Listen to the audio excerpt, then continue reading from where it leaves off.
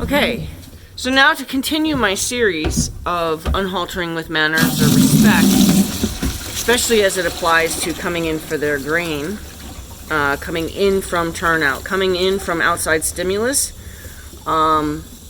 because sometimes that has them hyped up as well. So yesterday, one of the horses acted like there was something out in the woods and was hanging out at the far end of the fence staring into the woods and kind of, moving around with her tail elevated and kind of in a snorty way, but not really snorting, but in a snorty way, right? Like, danger, danger. The two youngsters fed off of that, and both of them came in hot. Plus, they play really, really hard at time to come in because they're the last two standing out there, and they are, wrestling for their position to come out of the gate first kind of thing. And they play really hard. So they were hot.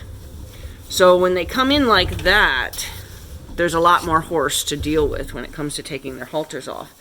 And I wanted to kind of point out that if I ever took their halter off and then they were still tossing their head or like, get out of my way kind of attitude, because I will never let a horse dismiss me like that. If you ever had a horse take his halter off and kind of shake his head at you like, get out of my way.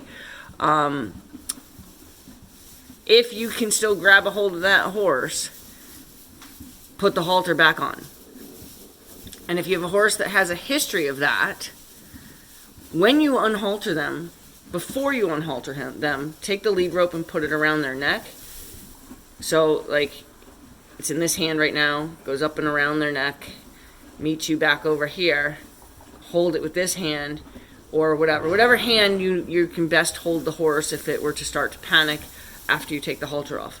So now you've got still a hold of the horse, and now you're going to make the effort to take the halter off. If the horse is like dismissive to you or rude to you, and you've already gotten the halter off, but you feel like it would be best that you went back and worked on that right now, which I 100% promote, how are you going to do that if the horse dismissed you and then took off, right? You don't have the horse anymore. So by using the neck rope prior to taking the halter off, if they go to act like they're going to take off and be dismissive of you or even be rude to you, you have a hold of them to say,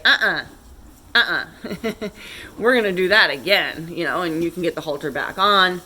And I do everything. I redo the snap, everything. I don't just sort of put it back on them and then, you try again. I do everything so that the whole routine is 100%. This is what you act respectful for. I highly, highly recommend, if you have a horse that is going to do that, like, learn your horse's patterns. If you have a horse I always set my horse up to make a mistake so that I can show them the right way. I don't set them up to make a mistake so I can punish them. I set them up to make a mistake that I know they're going to make so that I can show them the right way.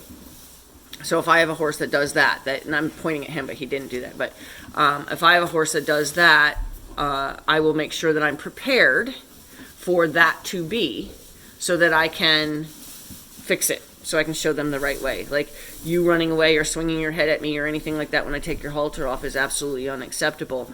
We're going to try to do it without worrying about it, and then but I'm prepared because I already have a neck rope on them. Never, unless you want to create a really bad habit, never say to yourself, I'll just work on that next time. Because next time turns into next time turns into next time, and before you know it, you have a habitual problem. Okay?